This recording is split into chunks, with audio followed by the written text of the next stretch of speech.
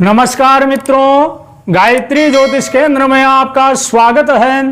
आज हम जानेंगे कुंडली के द्वादश भावों के विचारणीय विषय। मित्रों, जन्म कुंडली के प्रत्येक भाव से अलग अलग विषय का विचार किया जाता है। इसके बारे में कहा गया है, तनुर्धनम सुहृत सुखम पुत्र शत्रु कलत्रकाः मरणम धर्म कर्माय व्ययो द्वादश संख्यकाः। अर्थात लग्न भाव से शरीर, रंग, रूप, कद, आकृति, गुण, स्वभाव, बलाबल, सुख दुख आदि का विचार कुंडली के प्रथम भाव से करना चाहिए। द्वितीय भाव से धन धान्य, सोना चांदी, संपत्ति, क्रय विक्रय, रत्न भंडार, खान पान, भोजन, कुटुंब, विद्या, वाणी, वाक्पटुता, मुख, दाया नेत्र आदि का विचार द्वितीय भाव से करना चाहिए। तृतीय भाव से भाई बहन, पराक्रम, हिम्मत, साहस, शक्ति, मित्रता, यात्रा, विपरीत राजयोग आदि का विचार तृतीय भाव से करना चाहिए। चतुर्थ भाव से माता, सुख, भूमि, भवन, वाहन, खेती बाड़ी, भूमि से लाभ, अचल संपत्ति, मित्र आदि का विचार चतुर्थ भाव से करना चाहिए।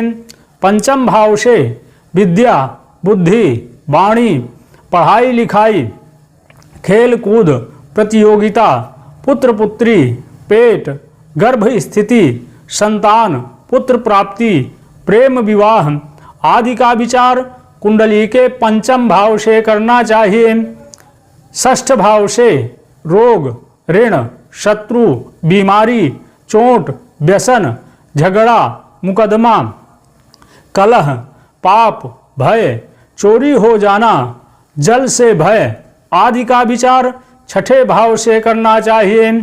सप्तम भाव से पति पत्नी, वैवाहिक सुख, विवाह और उसका समय, काम वासना, पुरुषत्व, तलाक, व्यापार, साझेदारी, दहेज आदि का विचार सप्तम भाव से करना चाहिए।